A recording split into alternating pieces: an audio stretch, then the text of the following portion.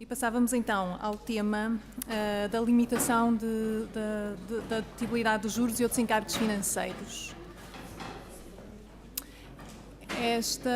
Esta proposta é apresentada com o objetivo de corrigir o enviesamento que existe no financiamento a favor dos capitais alheios e as críticas que lhe têm sido dirigidas são essencialmente de duas ordens, de coerência e de oportunidade, essencialmente como muito semelhantes àquelas que surgiram quando foi apresentado o Orçamento de 2013, porque é nesse modelo que agora a proposta se inspira, de coerência, porque há quem argumente que corrigir o enviesamento também se pode fazer pela positiva, não penalizando os capitais alheios, mas de alguma forma promovendo, criando aqui estímulos para a troca de capitais alheios por capitais próprios, e da oportunidade porque, estando as empresas descapitalizadas, sem liquidez, estes não será muito dificilmente conseguirão reestruturar, alterar a sua estrutura de financiamento e, portanto, que esta não seria a melhor altura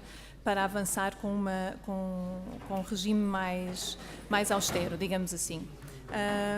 Temos aqui o professor António Martins, o membro da Comissão, que nos vai apresentar a filosofia e as características da proposta, e que depois será comentada pelo professor José Esperança e pela doutora Manuela Teixeira, do BCP. Muito obrigado. Bom dia a todos. Começo naturalmente por agradecer o convite que me foi feito para estar aqui. Cumprimento os colegas de mesa, cumprimento a bastante assistência e antes de entrar propriamente no tema, só duas pequenas notas. Em primeiro lugar, as minhas desculpas por ser o causador desta alteração de programa. Deve-se ao facto de ser júri de provas académicas em Coimbra da parte da tarde e tentar conciliar as duas coisas. Portanto, peço desculpa e que compreendam que possa não estar aqui até à 1h30. E depois uma outra nota é que provavelmente serei o único dos oradores que fazem parte da Comissão que tem uma tarefa de apresentar algo que é talvez menos agradável. Mas cá estou para isso e, portanto, espero que o faça de forma compreensível. Bom, aquilo que tecnicamente se designa por debt bias, isto é, o enviesamento fiscal em favor do endividamento, eu tratá-lo-ei apresentando a questão, as possíveis soluções, o que é que se vai fazendo lá por fora. A opção portuguesa no OE de 2013, ou seja, esta não é uma opção de raiz da Comissão de Reforma Fiscal, a Comissão apanhou este veículo em andamento e, portanto, como depois veremos, a proposta de reforma tentou introduzir no atual artigo 67, isto é, no artigo de limitação da detibilidade dos encargos financeiros, algumas adaptações e, por fim, tratarei de algumas questões, porque nestas coisas, como toda a gente sabe, o diabo está nos detalhes, questões adicionais que resultam na aplicação desta limitação e que, por via de por via de circular, têm, pelo menos, uma tentativa de resolução. Bom, a questão, como se sabe bem, radica na falta de neutralidade no tratamento fiscal da dívida e do capital próprio. Há uma tradição velha de décadas de tratar a dívida de forma diferente do rendimento do capital próprio. Isto tem sido encarado, tem sido estudado como induzindo excesso de endividamento nos entes societários, e, portanto, ampliando o impacto de crises financeiras, uma vez que, e isso para quem tem formação como eu em economia ou gestão, a manipulação, digamos assim, da estrutura de financiamento das sociedades é um aspecto importante na determinação da rentabilidade dos capitais investidos e, portanto, quer os aspectos operacionais, quer muitas vezes aspectos financeiros, como compra de ações próprias e outras estratégias de financiamento, têm sido utilizadas para influenciar a rentabilidade dos capitais investidos e, portanto, o sistema fiscal tem aí um papel muito relevante. E depois, como também já aqui foi salientado por outros oradores, induz a legislação adicional, porque as operações financeiras são aquelas, ou são umas que propiciam a existência de contencioso, de cláusulas anti-abuso, aquilo que o Dr. Xavier há pouco referia como o ciclo vicioso de legislação, esquemas de aproveitamento, nova legislação. Esta é uma área onde isso tem vindo a suceder. Bom, Existe vasta literatura sobre o assunto. A razão porque eu coloquei aqui este slide não é para mostrar ilustração bibliográfica, porque isto são coisas conhecidas. É para dizer basicamente o seguinte: se olharmos, por exemplo, para a terceira e a quarta referência, Taxes and Business Strategy e o livro Corporate Finance, que são clássicos de cursos de gestão fiscal e são clássicos de MBAs, não há ninguém que passe por um curso de economia ou gestão, por um MBA, por uma pós-graduação em direito fiscal, que não estude estes livros. E estes livros passam uma larguíssima parte das suas páginas a mostrar estratégias fiscais e financeiras de aproveitamento desta vantagem. Portanto, ou seja, o que eu estou aqui a querer dizer é que há literatura económica e de gestão sobre esta matéria que, pegando na falta de neutralidade entre o tratamento da dívida e de capital próprio, tem dezenas, centenas de páginas sobre como aproveitar esta estratégia. Fusões inversas, etc, etc, etc. Portanto, é para mostrar que isto é um assunto que não é apenas próprio de questões de reforma fiscal do ponto de vista jurídico, é algo que já há muitas décadas já entrou nos estudos de economia e de gestão e, portanto, hoje pede-se a um gestor que saiba aproveitar, do ponto de vista de estratégias financeiras ou até operacionais, as vantagens fiscais que estão associadas a uma dada forma de financiamento. Bom, possíveis soluções para esta polémica que há muito alimenta manuais, discussões políticas, discussões de fóruns empresariais, naturalmente são duas: ou negar ou restringir a dedutibilidade dos encargos financeiros, ou permitir uma dedução de um rendimento imputado ao capital próprio. Bom, os prós e contras de cada uma delas também são conhecidos. A negação da restrição à dedutibilidade, pelo menos na minha opinião pessoal, tem contra si o argumento de que estamos a negar pela via fiscal custos efetivamente incorridos com o uso de capital alheio. Tem a seu favor o efeito tendencialmente positivo na desalavancagem societária. E tem ainda um outro, que é o aumento da base tributável, que daí resulta pela limitação à dedutibilidade desses encargos. Quanto à dedução do rendimento imputado ao capital próprio, chamada Allowance for Corporate Equity, naturalmente tem como ponto positivo o aspecto de permitir como gasto fiscal aquilo que é um custo de oportunidade na afetação de capitais próprios às empresas, isto é, contabilisticamente, como todos sabemos, esse custo não é reconhecido, mas economicamente ele está lá, é um custo de oportunidade. E, portanto, o sistema fiscal aqui caminharia num sentido de lógica económica ao permitir a dedutibilidade deste gasto. Tem contra si, e esse é um argumento que tem vindo a ser usado em muitos países europeus, como daqui a pouco já veremos, a questão do impacto na receita. Desenhe-se o sistema da forma que se desenhar, ele pode ser mais ou menos generoso, há um impacto na receita fiscal ao permitir-se esta dedução do rendimento imputado ao capital próprio. Portanto, teoricamente, o quadro é este. No cenário internacional, o que é que tem vindo a acontecer? Nos últimos anos, tem países como a Finlândia, como a Itália, como a Espanha, têm vindo a introduzir nos seus ordenamentos tributários em impostos semelhantes ao nosso IRC, a restrição à dedutibilidade dos encargos financeiros. Referencialmente, 30% do EBITDA tem sido considerado um valor que, até por uma questão de imitação, em política fiscal, tanto quanto eu conheço, ver como faz o vizinho é uma grande fonte de política fiscal. E, portanto, neste caso, até por uma questão de imitação, os 30% vão fazendo o seu caminho como referencial.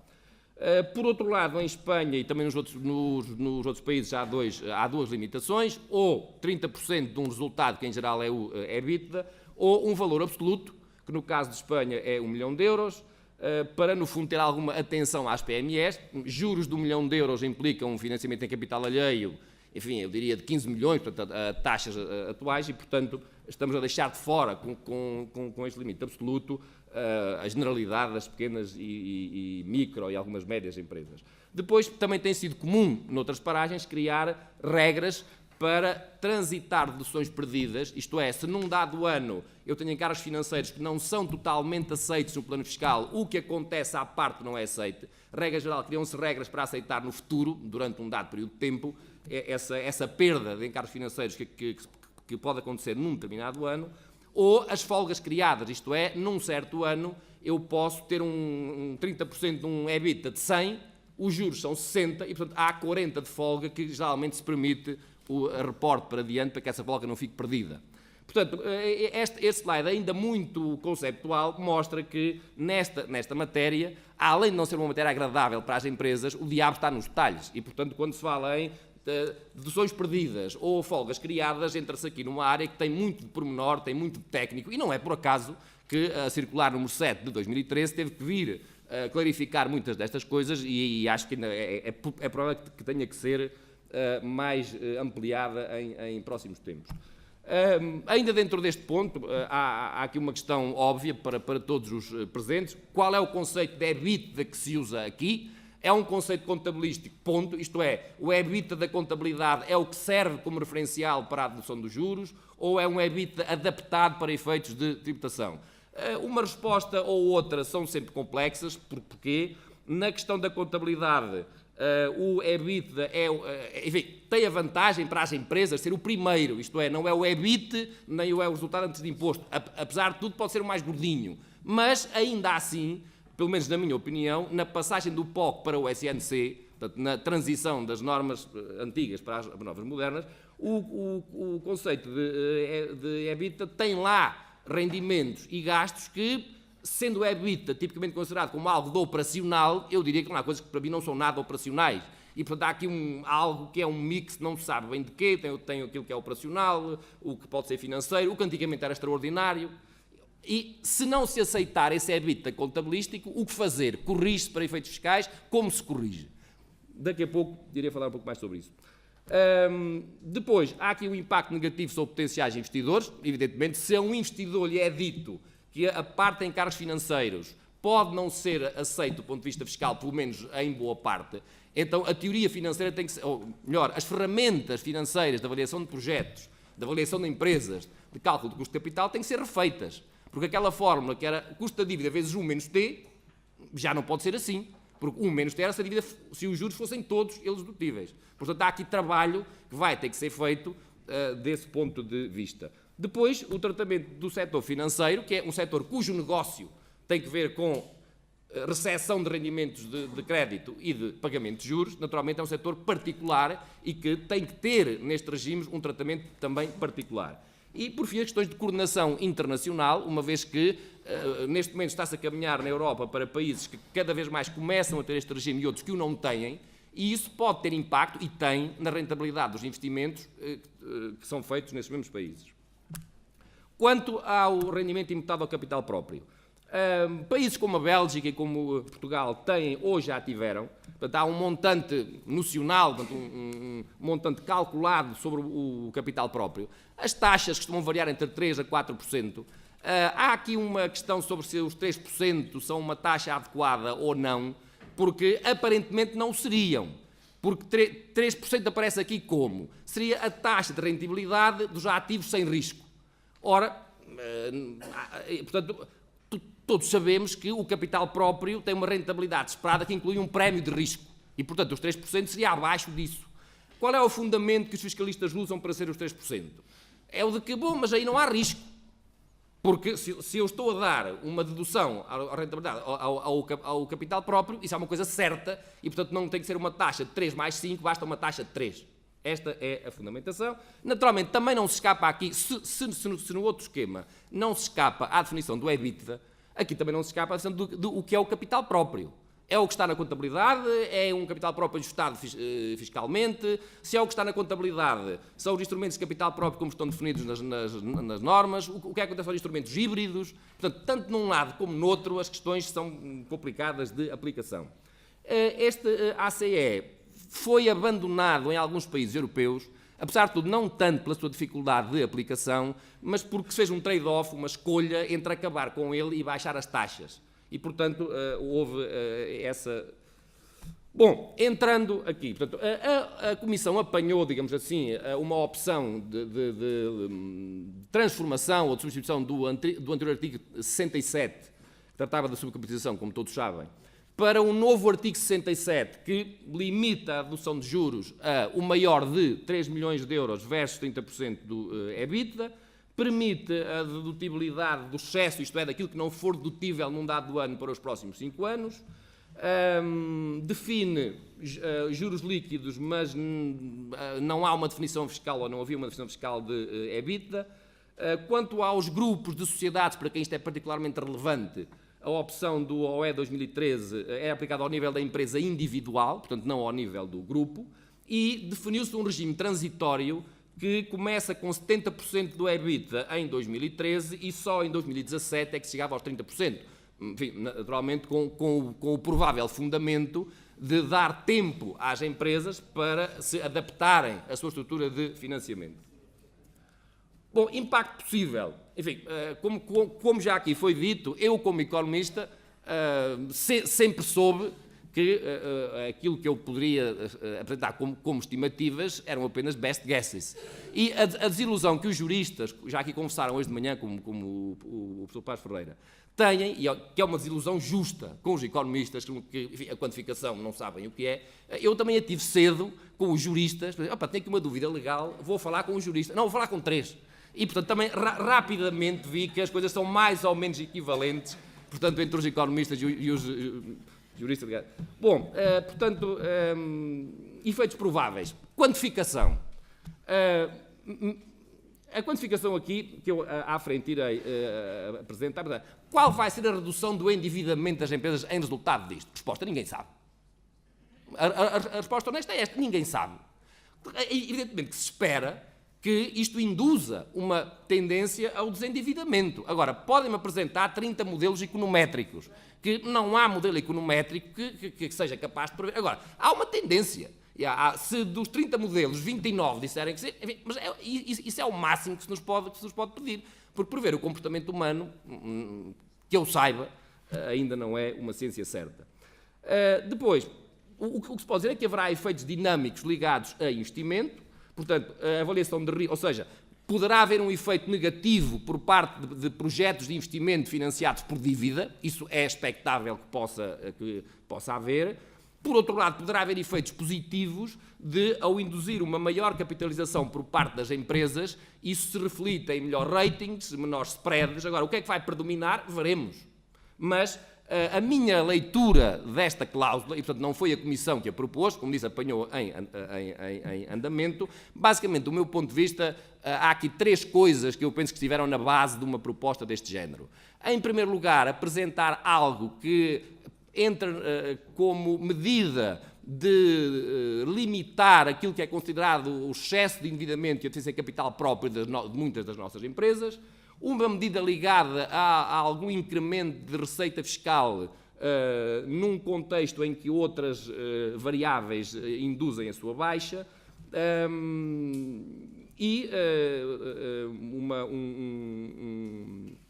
um terceiro ponto, que é o de permitir que, ao introduzir-se esta medida por um prazo de 5 anos, possa haver aqui algum período de adaptação, ou seja, não há aqui uma brusquidão de redução da utilidade de juros e, portanto, dar algum tempo a esta mesma adaptação.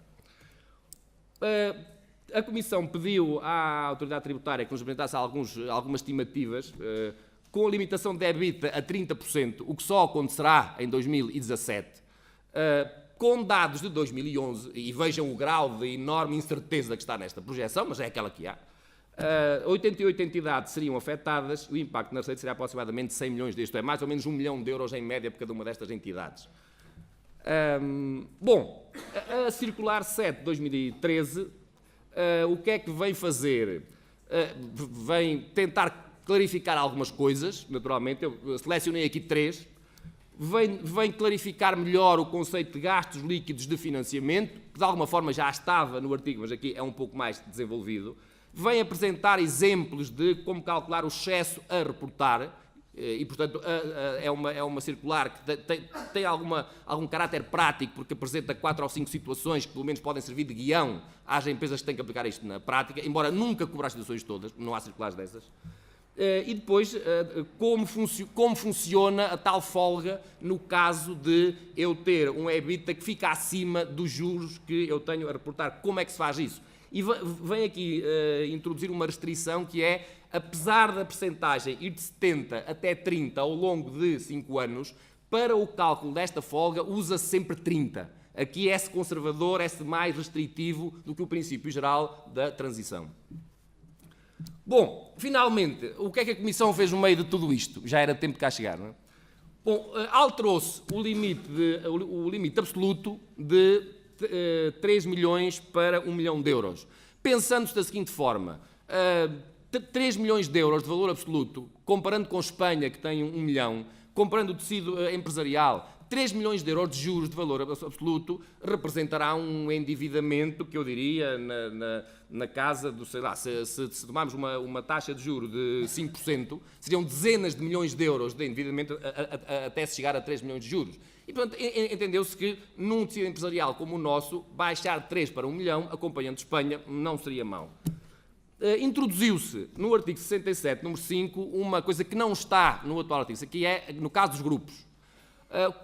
O problema dos grupos é que, como na atual redação da lei, como todos sabem, consta que é por empresa individual, o que é que pode acontecer? Uma empresa ter EBITDA e não ter juros, e outra ter juros e não ter EBITDA. E, portanto, dá-se aqui a opção de se poder considerar este regime como regime do ponto de vista de grupo. E, portanto, se o grupo entender que é vantajoso desse ponto de vista, pode optar. E, portanto, esta é uma modificação que a Comissão entendeu por bem efetuar. Claro que, isto depois vou saltar para já o terceiro ponto, isto liga-se com o quarto e último ponto, que é que a alteração ao artigo 70, ou seja, teve que se alterar, ou melhor, há uma proposta de alteração do artigo 70 do cálculo do lucro consolidado, porque, como se sabe, o nosso regime de consolidação fiscal é um regime de mera soma algébrica de lucros e de prejuízos, e, portanto, tem que se articular este regime optativo dos grupos com a possibilidade de ele estar previsto no artigo 70.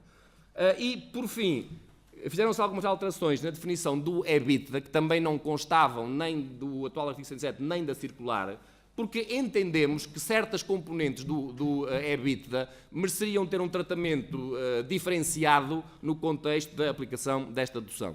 Bom, é um tema extremamente técnico, complexo, desagradável para as empresas. Eu espero que tenha sido minimamente compreensível. Muito obrigado.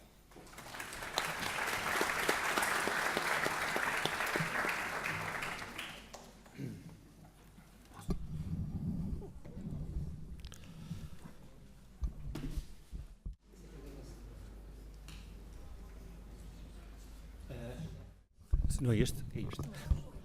Ok, como os dois. Boa tarde a todos. Queria, antes de mais, também agradecer a oportunidade de vir aqui. Ao contrário do meu ilustre colega, que tiveram o prazer de ouvir, eu estou aqui muito perto. Estou a 150 metros, no Esqueté, mas do ponto de vista cultural a diferença é um bocadinho maior e espero que me perdoem aqui algumas pequenas observações nesta matéria. Efetivamente, eu sou de gestão, de finanças, enfim, eu iria partilhar convosco também algumas reflexões sobre este interessantíssimo tema. Naturalmente, felicitar os organizadores, acho que o tema é interessantíssimo e o interesse que suscita é claramente a prova disso. Aliás, na sociedade civil tem havido um grande debate sobre esta questão e eu vou também fazer um pouco eco de algumas dessas preocupações e fazer alguns comentários relativamente quer à intervenção, quer ao trabalho da Comissão, que é um trabalho muito interessante e que vos recomendo que vejam. Eu encontrei-o muito facilmente na internet e não sou bom a pesquisar nessas áreas, e tem um incentivo adicional para a sua leitura. Diz lá confidencial, que é uma coisa ótima. O que prova que ainda não devia estar acessível a toda a gente. Agora, eu não tenho nenhuma forma específica de o pesquisar e apareceu logo, muito rapidamente. Esse é um incentivo adicional. O estudo é um estudo muito interessante e muito bem elaborado. É um bocado grande. Mas se uma pessoa for saltando os quadros e as informações mais relevantes, de facto é muito legível, muito amigável desse ponto de vista. E tem umas comparações internacionais de facto fantásticas. Eu, digamos, só poria um bocadinho de água na fervura em alguns dos argumentos e nas conclusões do próprio estudo e naquilo que vai ser a praxis do IRC, isto porque eu teria, enfim, um gosto um bocadinho mais radical, talvez por conhecer pouco sobre o assunto, mas efetivamente permitam-me esse desabafo, que é o seguinte, digamos, há ali evidências muito engraçadas, por exemplo, no caso da Irlanda, acho que um exemplo interessantíssimo é o da Irlanda, de que a política fiscal efetivamente teve como a queda do IRC, que passou de 40%, era um bocadinho até superior ao português em 1995, para os atuais 12,5%, teve uma consequência fantástica. As receitas de IRC quadruplicaram, ou um pouco mais do que isso, que é absolutamente espantoso. Poderemos nós tirar o mesmo coelho da cartola? Não. A resposta é não. Porquê? Isto, apesar de eu achar que devíamos reduzir bastante, é porque, efetivamente, isto é uma competição que toda a gente anda a fazer. Efetivamente, como o relatório também muito bem ilustra, as taxas de IRC têm caído de uma forma muito significativa, um pouco por todo o mundo. Curiosamente, são os Estados Unidos que ainda mantêm níveis elevados e que já, neste momento, estão muito acima da maior parte dos outros países. O que, em todo caso, eu acho que o relatório talvez exagera um pouco é sobre o impacto da fiscalidade, precisamente nesta questão, que é a questão do endividamento das empresas. É verdade que o tratamento diferencial entre o capital próprio e o capital alheio incentiva e faz deslocar um pouco para a direita, ao nível do leverage, o nível de capitais alheios. Mas muito. Eu tenho algumas dúvidas relativamente a isso. Ou seja, será que isto tem um impacto efetivamente decisivo? Há imensos estudos econométricos sobre isso na realidade portuguesa e, efetivamente, o aspecto fiscal aparece a par de muitos outros e não necessariamente com uma sobreposição muito elevada. Isso é um aspecto que, enfim, que me parece um pouco importante. Quanto a esta questão do limite de 1 milhão de euros, se ele fosse eficaz, as empresas teriam um certo incentivo a fazer umas cisõezitas e a criar entidades juridicamente autónomas. Eu tenho um bocado de receio, e sobretudo ser um valor absoluto é uma coisa que me faz um pouco de impressão, porque se fosse relativo, talvez se fosse um pouco mais compreensível. Mas isso é uma questão e uma pequena sugestão que eu deixava para depois debatermos. Mas agora algumas notas só de pormenor sobre aquilo que me parece crucial nesta matéria. Portanto, é evidente que a redução do IRC tem um impacto de desincentivo idêntico ao deste modelo um pouco complexo de passar a tratar o capital próprio de uma forma diferente do que tem sido até aqui, de criar restrições ao nível dos juros que podem efetivamente ser contabilizados para efeitos da redução fiscal. Eu acho que o mais eficaz de tudo seria mesmo uma redução efetiva do IRC. Falou-se aqui, em Portugal, nos 10%, no tema dos 10%. Depois abandonou-se um bocadinho e a Comissão faz uma proposta gradualista e muito mais modesta. Isto é, atingiríamos um nível ainda assim bastante acima dos 10% daqui a alguns anos, não é? Daqui a alguns anos. A proposta é muito nessa área. Eu julgo que isso aí tem um inconveniente grave que é este. Todos os países estão a fazer o mesmo. Nós teríamos agora condições extraordinárias para poder fazer isso já e, eventualmente, ter a compreensão dos nossos criadores, ou dos grandes decisores na Europa. Mais tarde, sobretudo se nós recuperarmos e sairmos deste sufoco, será mais difícil termos uma certa compreensão como a que teríamos neste momento. Este era o momento para fazer isso. Isto poderia ter uma eficácia bastante grande. Eu vejo, digamos, relativamente a essa redução, um problema, que é, obviamente, a de colocar um objetivo que hoje tem que ser sagrado, que é a questão de obtermos um excedente fiscal primário positivo. Isso é absolutamente sagrado. Há alternativas para a queda do IRC ou não? Eu acho que há uma que está lentamente a suscitar algum consenso, que é a questão do imposto de carbono. Bom, poderão dizer, isso enfim, uma pequena bizarria de uma pessoa que anda de bicicleta habitualmente, mas não é tanto. Não é tanto. Efetivamente, o imposto de carbono é um tema, por exemplo, na Austrália correu mal, até teve um certo desprestígio, até terá provocado uma certa mudança política, porque os trabalhistas defendiam e os conservadores são contra e ganharam as eleições, mas a verdade é que, ao nível dos economistas, sobretudo, há um consenso já hoje muito alargado, e os economistas concordam em poucas coisas. Essa questão também de 3 economistas têm sempre 3 opiniões diferentes. Mas, efetivamente, relativamente à questão do imposto de carbono, tem alguns inconvenientes. Porque, reparem, o IRC é um imposto igual para todos, independentemente da forma como as empresas geram os lucros. E esquece de uma coisa muito importante, que são as externalidades que as empresas geram na sua atividade. Há atividades que são absolutamente fantásticas do ponto de vista social, inclusive com externalidades positivas, e há outras que são extremamente nefastas do ponto de vista social. E, portanto, o imposto sobre carbono é um imposto muitíssimo mais justo do que um imposto que é igual para todos, independente da forma como os resultados são gerados. Um cálculo simples, nós produzimos 51,4 milhões de toneladas de CO2 no país, e se fôssemos para uns 10, 15 euros por tonelada, dava aqui para chegarmos entre os 500 e os 1.000 milhões de euros de receita. Isto já dava para uma certa redução substancial do IRC. Se, além do mais, uma redução do IRC, afinal, em vez da taxa, em vez de gerar quebra de receitas, em alguns casos até aumenta acréscimo, eu não acredito que no curto prazo isso pudesse ser assim. Então, por que não temos a coragem de fazer isso? Bom, os benefícios seriam muitos, efetivamente, menor incentivo ao endividamento das empresas, que é o tema deste painel, e esse é indiscutível. O reforço dos capitais próprios, reparem, sobretudo quando nós temos taxas de IRS que hoje são bastante pesadas, haveria um incentivo para haver menos extração de rendimentos das empresas, até por parte dos seus próprios proprietários e gestores, e para manter mais capitais dentro das empresas. Depois haveria umas soluções criativas, mas no essencial isso seria bom. Reduziria o consumo em espécie, que é uma coisa que as empresas têm interesse em fazer, porque, reparem, qualquer consumo em espécie é parcialmente exportado pelo Estado. Se a taxa de IRC anda nos 31,5%, evidentemente que, quando alguém vai fazer um almoço, 31,5% é suportado pelo Estado. Como as pessoas em Portugal não têm este sentimento de grande solidariedade com o Estado, há sempre uma certa satisfação um pouco perversa relativamente a isso. Mas é uma atitude também que se reduziria, porque se fosse só 10%, se o Estado só contribuísse com 10%, efetivamente o incentivo seria muito menor.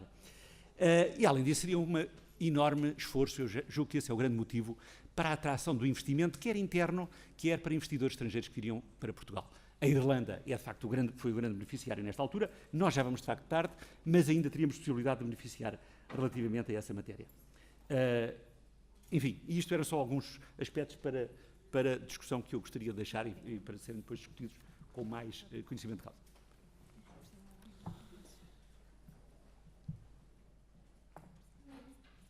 Tem uma apresentação, então passo para aqui.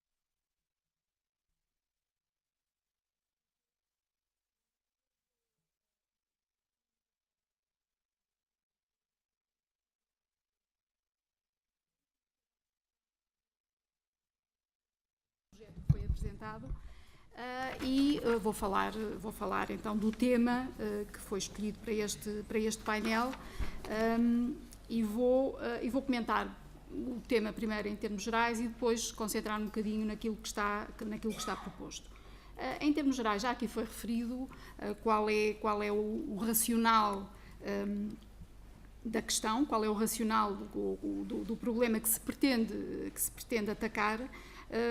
E o pressuposto é de que, pela dedutibilidade dos custos fiscais associados ao financiamento por capitais alheios, essa dedutibilidade induz um maior endividamento das empresas e, portanto, se alterar essa dedutibilidade ou se por alguma via forem introduzidas medidas que contrariem essa propensão, então as empresas estarão mais capitalizadas e isso é dado como assente, é mais vantajoso. Eu devo dizer que do que li, eu sou jurista, só para fazer aqui um parênteses, e do que li, de todas as teorias e todos os modelos, os resultados de todos os modelos, e voltando um bocadinho àquilo que o professor Paz Ferreira disse aqui há bocado, eu pelo que percebo não há, ou pelo menos os economistas não estão de acordo, quanto a um nível ótimo de endividamento das empresas, portanto, a um nível ótimo da proporção entre os capitais próprios e os capitais alheios. Vou dar de barato que é mais vantajoso, ou é mais sólido, pelo menos, que uma empresa esteja bem capitalizada. E, portanto, vou partir desse pressuposto que, como digo, eu não fiquei convencida ainda daquilo que li e não tenho capacidade para decidir ou para concluir para além daquilo que li. De qualquer maneira, há de facto todas as pessoas que já escreveram sobre esta matéria dizem também que falam ou em evidência empírica ou convicção ou naquilo que eu chamo um feeling de que o excesso de endividamento das empresas e também das famílias não terá em princípio contribuído para a crise que atravessamos, ou a crise em que estamos e que estaremos durante muito tempo, aparentemente, mas poderão ter agravado essa crise. E de facto, o financiamento através da dívida pode aumentar o risco sistémico, nomeadamente no caso dos bancos, no caso do setor financeiro, que obviamente tem um papel muito importante a este nível. Por outro lado, podem originar, os elevados níveis de financiamento podem originar crises de liquidez, e podem depois provocar outros efeitos, enfim, não são laterais, mas para aquilo que agora aqui estamos a falar, talvez um bocadinho laterais, ou seja, induzem, por exemplo, à utilização de instrumentos híbridos, aqueles que para determinados efeitos, nomeadamente regulamentares, quando aplicável, podem ser tratados como capital, mas depois para efeitos fiscais podem ser tratados como dívida, portanto tendo-se o melhor dos dois mundos, e podem causar distorções na afetação de recursos. E por o enviesamento se traduzir na dedutibilidade dos juros e a não dedutibilidade do custo associado ao capital, também há a redução da receita fiscal. Há muitas evidências ou muitas provas de que, de facto, esse enviesamento é comum na maior parte dos sistemas fiscais. Este gráfico representa os países da União Europeia e mostra, no fundo, a diferença da taxa efetiva marginal entre o financiamento através de capitais próprios e o financiamento através de capitais alheios. E em alguns países, nomeadamente em Portugal, o financiamento através de capitais alheios tem uma taxa negativa, ou seja, há no fundo um subsídio, uma espécie de um subsídio do Estado a esse financiamento por via da dedutibilidade dos juros. Isto poderá ter contribuído, não só isto, mas isto poderá ter contribuído para que neste quadro que eu apresento aqui, por exemplo, Portugal, este quadro tem vários indicadores, e se virmos, Portugal está a vermelho em todos. Vermelho quer dizer que está na zona de perigo, em termos do que a dívida representa, em termos de percentagem do interno bruto e em termos do rácio da dívida sobre capitais. Se virem, não somos os piores, comparando com os nossos vizinhos periféricos ou os vizinhos que estão, os nossos não vizinhos, mas que estão em situação também complicada. Mas estamos de facto, ou as nossas empresas estão numa situação preocupante a este nível, com as consequências daí decorrentes. Obviamente que não foi só, poderá ter sido o fator fiscal que contribuiu para este endividamento eventualmente excessivo, mas não terá sido só isso. E há um aspecto muito importante que aqui ainda não foi referido e que eu acho que provavelmente condiciona, é uma das maiores condicionantes às decisões que são tomadas nesta matéria, que é a aversão dos empresários portugueses ao risco. Ou seja, os empresários portugueses, e falando de empresários estou a falar em termos gerais, desde os grandes aos pequenos, obviamente é muito mais cómodo e muito menos arriscado investir com recurso a capitais alheios do que investir com recurso a capitais próprios. Capitais próprios é o nosso dinheiro. Capitais alheios é o dinheiro normalmente do banco e se houver algum problema, no fim, o problema é do banco, não é um problema de quem pediu emprestado, como, aliás, os vários bancos portugueses poderão comprovar. Bom, mas, de facto, é uma questão que não foi ainda ponderada e eu acho que é uma questão fundamental, porque pode-se mudar o regime fiscal, pode-se tentar, através do regime fiscal, incentivar, induzir comportamentos, mas este aspecto estará lá sempre e acho que já é uma constante em Portugal há muitos anos e não estou a ver que vá mudar nos próximos tempos. Estes gráficos era só também para mostrar um bocadinho a situação dramática, diria, em que algumas empresas estarão, porque nestes gráficos mostra-se, no fundo, a sustentabilidade da dívida tal como ela existe neste momento e o que está projetado para os próximos anos. E se virem, não é preciso estarem a ler os pormenores todos, para verem que Portugal aparece sempre, comparando com os outros países, é sempre o que aparece mais alto. Quanto mais alto, pior. E ali no gráfico do lado esquerdo, quanto mais a vermelho, pior. Bom, já aqui foram referidas quais são as alternativas que existem e que normalmente são ponderadas e são implementadas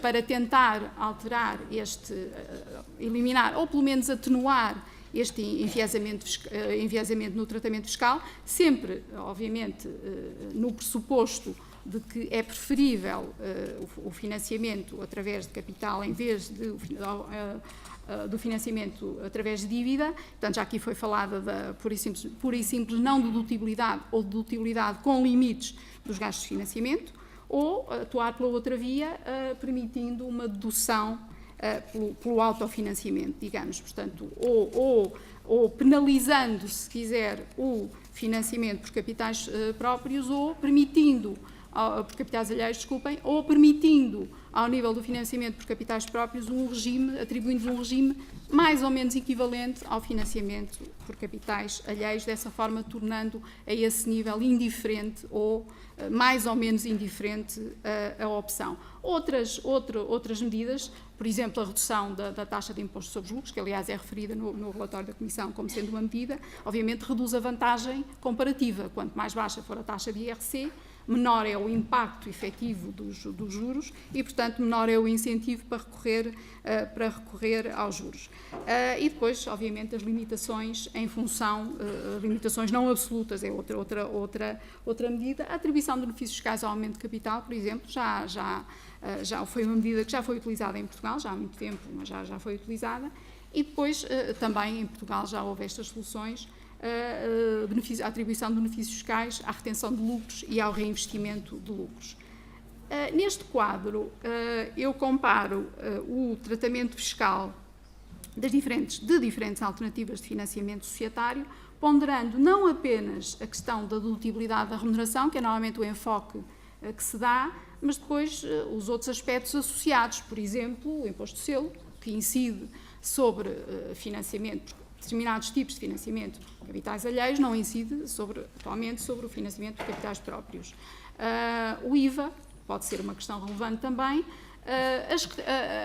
A tributação da remuneração, portanto, na esfera do investidor, que obviamente é muito relevante para a decisão do investidor, se vai investir ou não, como é que vai investir, como é que vai disponibilizar capital, e depois um aspecto também muito importante, a dedutibilidade da perda na esfera do financiador, ou seja, quem concede um empréstimo ou quem investe numa empresa tem que saber o que é que se passa quando esse empréstimo não vai ser pago, portanto, quando há uma perda no empréstimo e quando a empresa falha e quando ele realiza menos-valias e quando tem que liquidar a empresa. Estes aspectos normalmente não são ponderados, ou pelo menos é raro ver-se a ponderação destes aspectos quando se faz a análise desta questão, mas de facto são todos importantes, porque o investidor está preocupado com estas fases todas, diria eu, da vida do investimento que faz. Por este quadro que eu apresento aqui, que está muito simplificado, vê-se que as soluções são diferentes, portanto não há de facto um regime harmonizado. Este obviamente está feito em função da lei atualmente vigente, não será, em relação a algumas coisas, se avançar, se as propostas da Comissão avançarem, haverá aqui alterações, mas noto, por exemplo, a persistência ou a existência de limites. Há ali muitas situações em que eu digo sim, com limites. Não, e se repararem, em quase todas as caixas do quadro há uma nota, e sem repetir notas, eu consegui pelo menos, e aglutinando algumas, eu consegui pelo menos 15 notas diferentes. Portanto, aquele quadro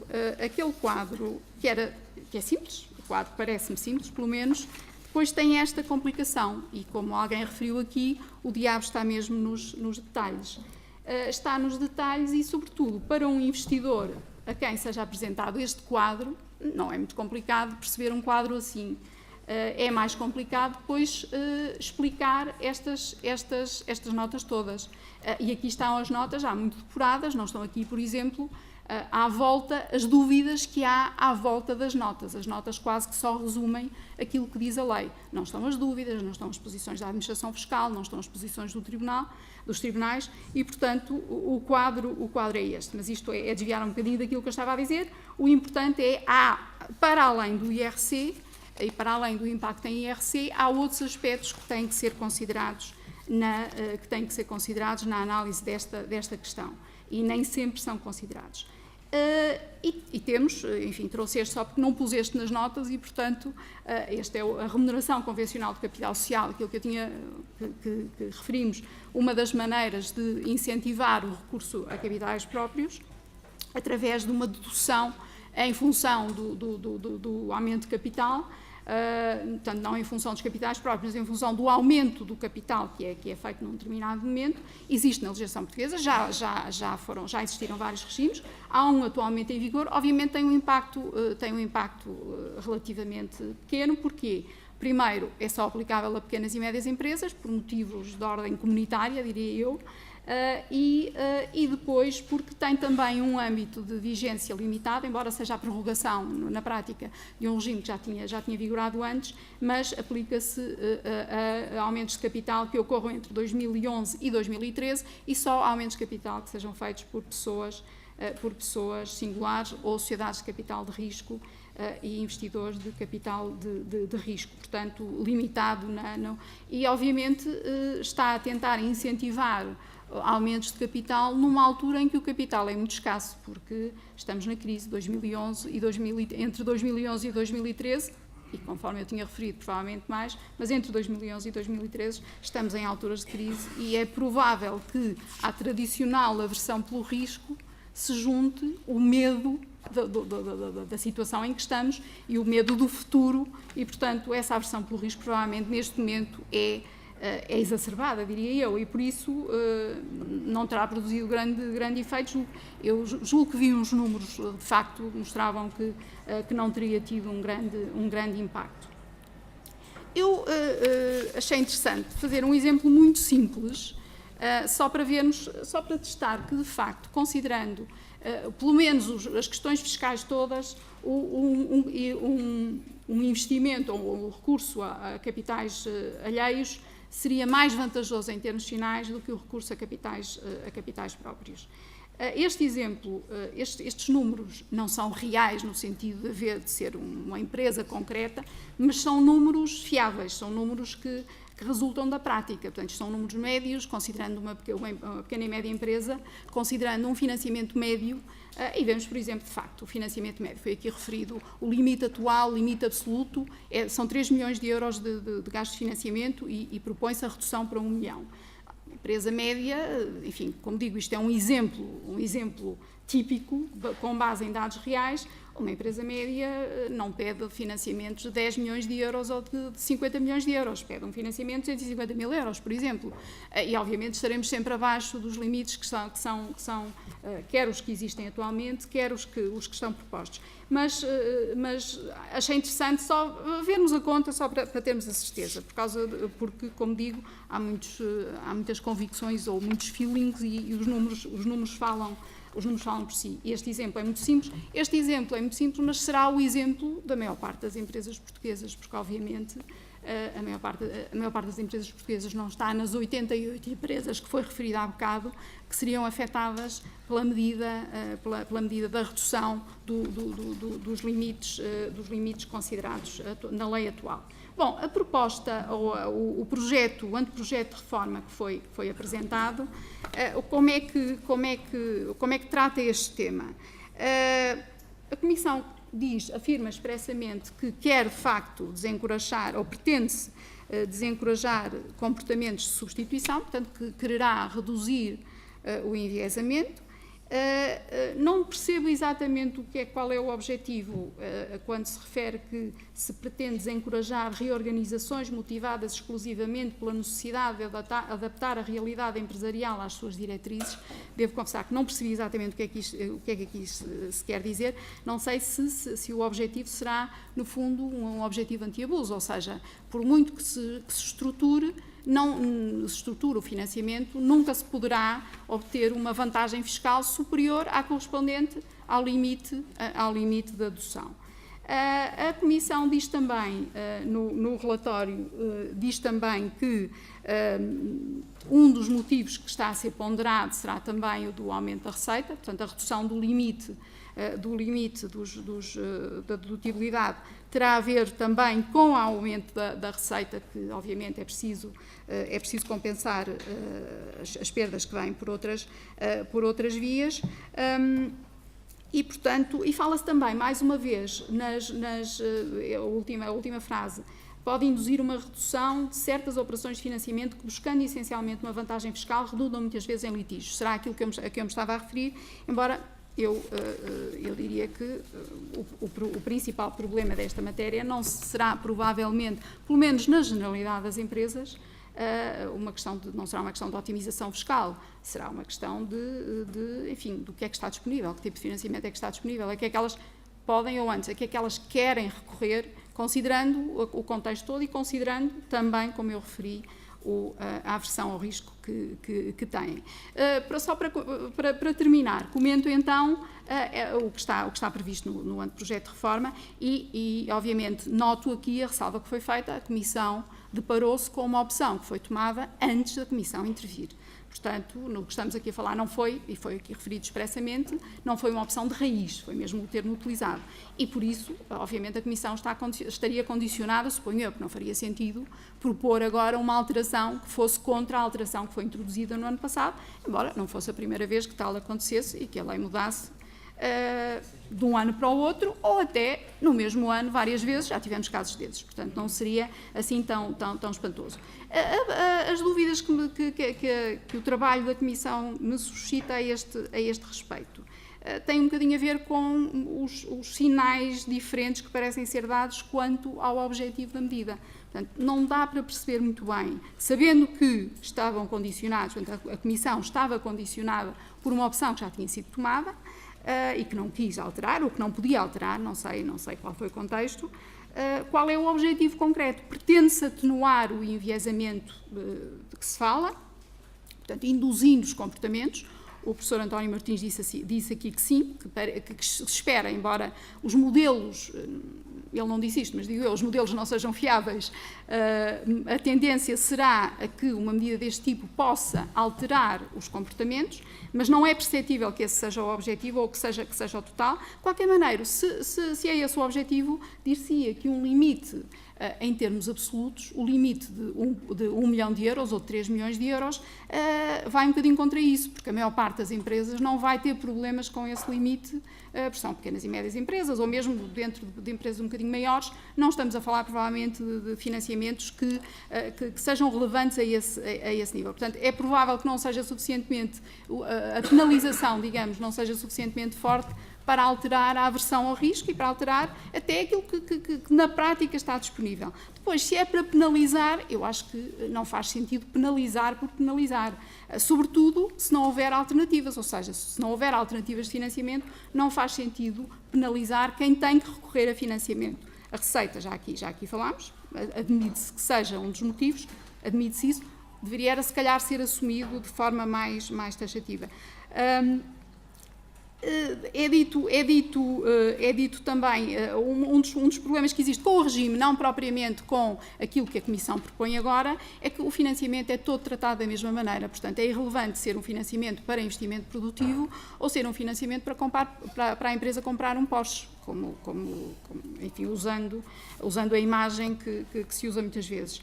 E faria algum sentido, digo eu, fazer uma distinção, porque obviamente para investimento produtivo será socialmente mais relevante e será mais relevante do ponto de vista económico do que outro tipo de financiamento.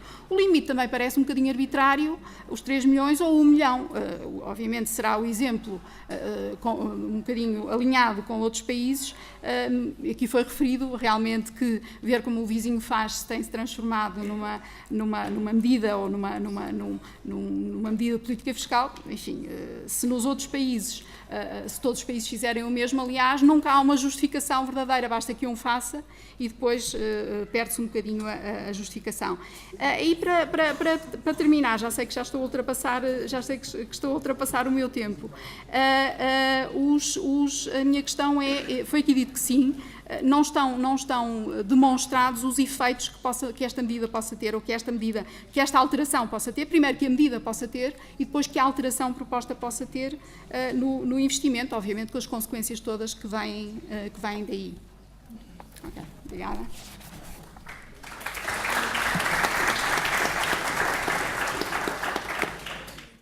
Muito obrigada. Eu iria abrir rapidamente um pequeno período debate, porque o professor António Martins terá de sair e no final dos dois painéis não estaria cá. Temos já aqui uma sistematização de questões feitas pela doutora Manuela Teixeira quanto ao objetivo, à filosofia da proposta, à sua eficácia no atual contexto, a justiça ou injustiça em penalizar quem não tem alternativas para alterar a sua estrutura de financiamento e uma referência àquilo que já foi uma confissão no início do professor António Martins de que não há efetivamente demonstração quantitativa das vantagens que advêm desta proposta, mais evidências empíricas, enfim, algum feeling, como foi aqui referido. Mais questões? Professor. Eu só queria perguntar ao Sr. Doutor, de facto, na questão da alternativa do imposto do carvão, não é aplicável a pequenas sociedades. Imaginem uma sociedade que tem um café ou um restaurante a pagar taxas de carbono. Os valores são suficientes. A tributação pelo carbono é um imposto com alguma capacidade de receita para substituir estes bilhões que estão. Eu não tenho grande conhecimento sobre isso, mas é uma curiosidade, de qualquer forma, que o doutor pudesse esclarecer. Mais alguma? Da indústria, a EDP, as grandes empresas, mas imensas sociedades, terão elas todas base de incidência para o imposto do carbono. Vamos lá ver se o professor tem cálculos desta vez. Vamos lá ver se desta vez há cálculos. Rui. Gostaria de saber se nós seguimos a política de copiar o nosso vizinho, porque é que não vamos à origem? A origem desta norma, em julho de 2007, está na Alemanha, que nós está a questão. E a Alemanha, precisamente porque a doutora Manuela Teixeira acabou de dizer, não se deve penalizar quem precisa de se financiar, tem duas exceções que nós poderíamos com muita vantagem importar para o nosso regime. Em primeiro lugar, as empresas estão excluídas desta limitação se mostrarem que não pertencem a um grupo para efeitos de contabilidade, para efeitos contabilísticos, um consolidado contabilístico. Em segundo lugar, estão excluídas deste regime se as empresas demonstrarem que, estando incluídas nesse grupo, o seu rácio de subcapitalização é mais favorável que a média do grupo. O que é que isto quer dizer? Com estas exceções que se perderam da Alemanha para a Finlândia em 2012 e que a Itália e a Espanha nunca recuperaram, porque naturalmente não fazem trabalho de casa, e nós, os juízes também não, conseguiu evitar-se a tal penalização de quem precisa de financiamento. E o que nós vemos neste momento é uma limitação muito maior das limitações fiscais. Vemos investidores estrangeiros a bater à porta de Portugal e a dizer que Portugal tem neste momento um risco país enorme. O que me está a ser dito é ou invisto o dinheiro sob a forma de capital ou então sou penalizado porque tenho que colocar dívida. Ora, dívida é algo que eu consigo tirar com prioridade. Capital é o ativo mais subordinado que existe numa empresa. E eu posso dizer por experiência prática que o que temos ouvido de vários investidores potenciais é precisamente isto. Não é a questão fiscal, é o estímulo, o incentivo que está a ser dado à colocação de fundos sob a forma de capital, está a esquecer por completo o risco que o país neste momento oferece. Portanto, a medida não é só inoportuna, é sobretudo desadequada para aquilo que vive. Julgo que é tudo, professor. Bom, o que é que eu poderei dizer sobre as observações que foram feitas? Tenho aqui as seguintes notas. Ora bem, quanto à questão de saber a questão dos limites de 3 milhões, 1 milhão, etc., eu acho que, apesar de tudo, faz sentido que haja um limite absoluto, porque se o limite ficasse apenas numa percentagem do EBITDA, julgo que isso seria ainda mais penalizador do que, apesar de tudo, haver um limite absoluto que é aplicável independentemente do resultado que se obtém. Por outro lado, o limite, quando o limite estava nos 3 milhões, no fundo acabava por andar aqui à procura de situações que são muito poucas, isto é, como eu há pouco referi, 3 milhões de euros de juros dão cerca de 50 milhões de euros de dívida. Isto é, 50 milhões de euros de dívida é um universo ínfimo das nossas empresas. Claro que as importantes podem tê-lo, mas julgo que, apesar de tudo, 1 milhão de euros correspondente basicamente a entre 18 a 20 milhões de dívida, ainda assim, portanto, ou seja, o que é que estou a querer dizer? Estou a querer dizer, com este limite, muitas pequenas e médias empresas acabam por conseguir o mesmo efeito que a norma de raiz alemã acaba por ter, isto é, deixa de fora um conjunto muito significativo de empresas que pela sua natureza não estão incluídas em grupos e que pela sua natureza, ao terem menores gastos financeiros, isso tem, por exemplo, uma maior capitalização. Portanto, não estaria em desacordo conceptualmente com a introdução dessa lógica da norma alemã. Julgo, no entanto, que quando os países introduzem um limite absoluto que deixa de fora a maior parte das PMEs e que indiretamente já leva em conta a estrutura de financiamento, acaba por ter um efeito que na prática não é substancialmente diverso. Depois, quanto à questão do destino do investimento, melhor, do destino do financiamento a financiar que tipo de investimento? Economicamente, eu sou muito sensível ao facto de ser diferente eu financiar-me para comprar investimento produtivo ou para comprar um Porsche. Mas todos sabemos bem a enorme dificuldade contabilística e, sobretudo, fiscal na imputação de diferentes tipos de encargos a diferentes formas de investimento e de financiamento. Aliás, todos conhecemos a circular da SCPS no que respeita à distribuição dos encargos de financiamento e, portanto, para se levar o afinamento a esse ponto, teremos que ter seguramente normas que na sua aplicação obrigam a uma distinção contabilística fiscal dos diferentes financiamentos, dos diferentes investimentos, o que me parece não ser tarefa muito fácil. Indo a dois pontos com que finalizaria. Eu julgo que, enfim, isto já aqui foi dito, mas vamos ver. Julgo que há um consenso, independentemente da opinião que se tenha sobre isto, julgo que há um consenso sobre que há falta de neutralidade no tratamento fiscal das formas de financiamento. E, das duas, uma, ou se adere a um princípio que seria desejável que houvesse neutralidade, ou de que não seria, isto é, de que o que está bem. Se aderir a um princípio de que é desejável caminhar para maior neutralidade, como se viu aqui, abrem-se dois caminhos. Ou manter a total utilidade dos juros e permitir uma adoção de rendimentos de capital próprio, ou restringir a utilidade de juros. Eu julgo que países como a Alemanha, como a Finlândia ou como a Espanha, no contexto em que introduzem esta limitação, e no fundo nós também, é um pouco um certo aproveitamento de política fiscal de uma situação de crise, isto é, sabe-se que a crise está muito ligada a fenómenos de alavancagem e o que me parece haver aqui é uma certa oportunidade de política fiscal, não oportunidade no sentido de política empresarial, mas de política fiscal, de aproveitar esta conjuntura para se caminhar a uma maior neutralidade, restringindo esta dedutibilidade. Finalmente, sobre a questão dos famosos estudos, eu vou dizer aquilo que já disse, mas quer dizer, como tenho ouvido isto tanta vez, a Comissão foi e continua a ser muitas vezes acusada, digamos assim, de, bom, não há estudos. É óbvio que podem-se fazer estudos. E até, como aqui já foi dito pelo Dr. Louro Xavier, há um modelo da Comissão Europeia que, introduzindo como inputs desse modelo alterações propostas pela Comissão, se diz que há um impacto positivo que até está quantificado no emprego, no PIB, etc. Se me perguntarem, e você acredita muito nesses modelos? Eu digo assim, acredito pouco. Ou seja, esses modelos são modelos cujos coeficientes matemáticos que lá estão que resultam num passado dos últimos 5, 10, 15 anos. Estão a ser extrapolados num contexto de elevada incerteza. E, portanto, eu, como membro da Comissão, defendo-me da seguinte forma: apresentem-me uma pessoa, seja ela quem for, prémio Nobel, e assim, eu tenho aqui um modelo que vai dar respostas absolutamente inquestionáveis. Não há. Portanto, esta questão dos